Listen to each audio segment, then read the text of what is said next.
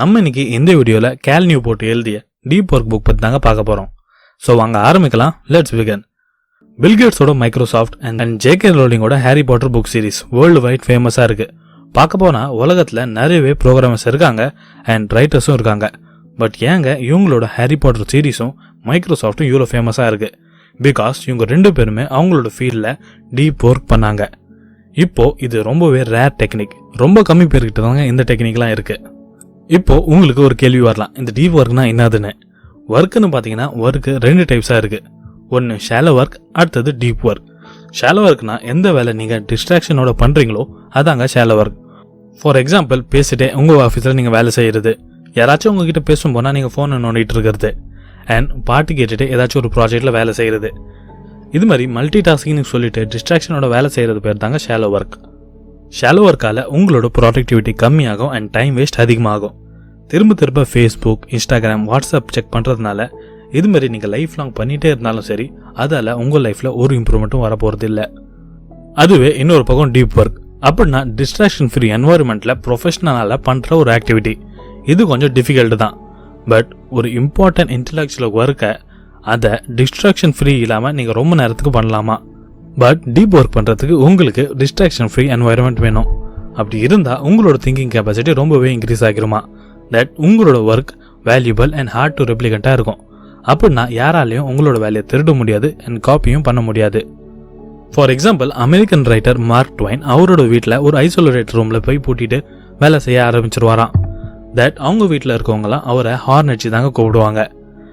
அதே மாதிரி தாங்க பில் கேட்ஸ் இயர்லி திங்க் வீக்ஸ்ன்னு சொல்லிட்டு போயிடுவாராம். அப்படின்னா 2 வாரத்துக்கு அவர் மொபைல் இன்டர்நெட் இல்லாத ஒரு ஐசோலேட்டட் பிளேஸில் போயிட்டு புக்ஸ் படித்து அவருக்கு வர ஐடியா தாட்ஸ்லாம் எழுதுவாராம். அண்ட் இதே மாதிரி தாங்க award winning novelist Alan Lightman work பண்ணுறதுக்கு ஒரு ஐஸ்லாண்டுக்கு போயிடுவாராம். அங்கே அவரை டிஸ்டர்ப் பண்ணுறதுக்கு ஃபோன், இன்டர்நெட் எதுவுமே இருக்காதா அண்ட் வேலை முடிஞ்சோன்னு திரும்பி வந்துடுவாராம்.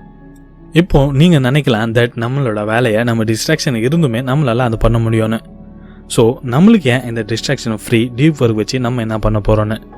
வெல், நீங்கள் கவனிக்க வேண்டிய விஷயம் என்னன்னா, எந்த வேலை நீங்கள் இப்போ டிஸ்ட்ராக்ஷனோட பார்க்குறீங்களோ இல்லை செமி டிஸ்ட்ராக்ஷனோட பண்ணுறீங்களோ அந்த வேலை ஃப்யூச்சரில் ரோபோட்ஸ், சாஃப்ட்வேர் அண்ட் ஏஐ பண்ண போகுது.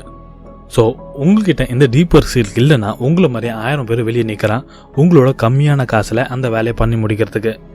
Because due to overpopulation and unemployment இப்போ நீங்கள் பார்க்குற வேலை ஃப்யூச்சரில் எப்படியும் ஆட்டோமேட்டடாக ஆக போகுது.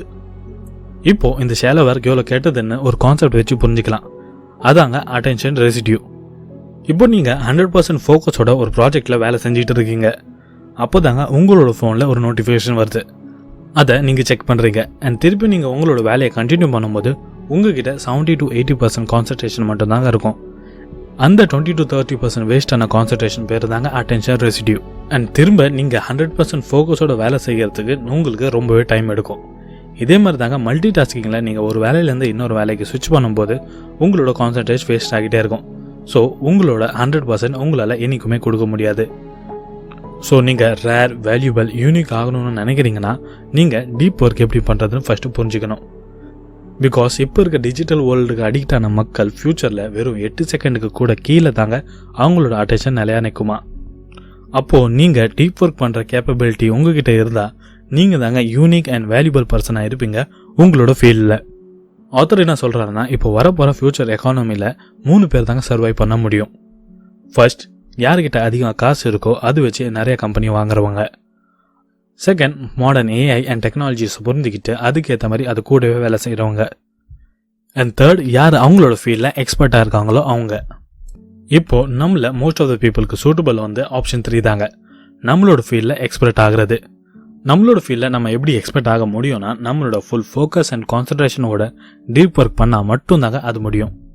ஸோ அது என்னென்னு தெரிஞ்சுக்க ஆத்தர் நம்மளுக்கு டீப் ஒர்க் பண்ண 4 மெத்தட் சொல்லி கொடுத்துருக்காரு.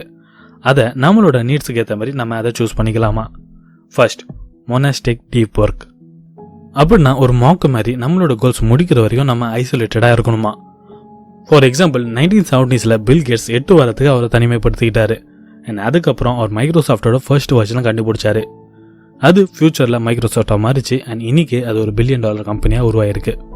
பட் இது மாதிரி எல்லாத்தையும் விட்டுட்டு நீ ஒரு மாங்கா போய் வேலை செய்கிறது ரொம்பவே கஷ்டமான விஷயம். பட் இது மாதிரி பண்ணுறதுனால உங்களுக்கு ரொம்பவே அட்வான்டேஜ் இருக்கும். அடுத்தது பை மாடல் டீப் ஒர்க். அப்படின்னா அப்பப்போ மோனஸ்டிக் டீப் ஒர்க் பண்ணிட்டு மற்ற டைமில் ஒரு நார்மல் லைஃப் வாழ்றது.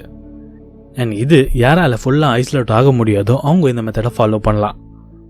ஃபார் எக்ஸாம்பிள் ஜேகே ரோலிங் அவங்களோட ஃபைனல் புக் எழுதுறதுக்கு அவங்க வீட்டில் ரொம்பவே டிஸ்டர்பன்ஸ் இருந்துச்சு. ஸோ தட் அவங்க இந்த பை மாடர்ன் மெத்தடை ஃபாலோ பண்ணாங்க. அவங்க ஒரு ஹோட்டலுக்கு போயிட்டு அந்த புக்கை எழுதுவாங்களாம். அதுக்கப்புறம் அவங்க வீட்டுக்கு வந்து ஒரு நார்மல் லைஃப் வாழ்வாங்களாம். அடுத்தது ரிதமிக் டீப் ஒர்க். அப்படின்னா உங்களோட லைஃப்பில் ரிதம் பேஸ்ட் டீப் ஒர்க்கை ஒரு ஹேபிட்டாகவே நீங்கள் மாற்றிடணும். ஸோ தட் டெய்லி நீங்கள் ஒரு பர்டிகுலர் டைம் ஃபிக்ஸ் பண்ணிக்கணும். அந்த டைமில் நீங்கள் கான்சன்ட்ரேஷனோட டீப் ஒர்க் பண்ணணும். அண்ட் மிச்ச டைமில் நீங்கள் ஷேலோ ஒர்க் பண்ணால் கூட பரவாயில்ல. அடுத்தது ஜேர்னலிஸ்டிக் டீப் ஒர்க். உங்களோட லைஃப் ரொம்ப பிஸியாக இருந்தால் நீங்கள் ஒரு ஜேர்னலிஸ்ட் மாதிரி டைம் கிடைக்கும் போதெல்லாம் இந்த டீப் ஒர்க் பண்ணலாம். அது வெறும் 30 நிமிஷம் இருந்தாலும் கூட பரவாயில்லங்க. நீங்கள் அப்போது டீப் ஒர்க் பண்ணலாம். ஃபார் எக்ஸாம்பிள் உங்களுக்கு தெரியும் இன்றைக்கி நீங்கள் 2 to 3 மணி ஃப்ரீயாக இருப்பீங்கன்னு. அப்போது உங்கள் ஃபோன்ஸ் எல்லாம் சுவிட்ச் ஆஃப் பண்ணிவிட்டு ஒரு ஐசோலேட்டட் பிளேஸில் போயிட்டு நீங்கள் டீப் ஒர்க் பண்ணுங்கள். அண்ட் இந்த மெத்தட் தாங்க ஆத்தரும் ஃபாலோ பண்ணுவார். தட் அவருக்கு டைம் கிடைக்கும் போதெல்லாம் அவர் ஃபுல் ஃபோக்கஸோட டீப் ஒர்க் பண்ணுவாராம். ஸோ உங்களோட நீட்டுக்கு ஏற்ற மாதிரி நீங்கள் டீப் ஒர்க்கை செலக்ட் பண்ணுங்கள் அண்ட் ஸ்டார்ட் பண்ணுங்கள். நம்மளோட எய்ம் வந்து டிஸ்ட்ராக்ஷன் ஃப்ரீ ஒர்க் பண்ணுறது. ஃபைனலி இந்த வீடியோவில் நம்ம என்ன தெரிஞ்சுக்கிட்டோம்னா, first deep work and shallow work பற்றி தெரிஞ்சுக்கிட்டோம். நம்மளோட லைஃப்பில் நம்ம இம்ப்ரூவ் பண்ணோன்னா நம்ம டீப் ஒர்க் தாங்க ஃபாலோ பண்ணணும்.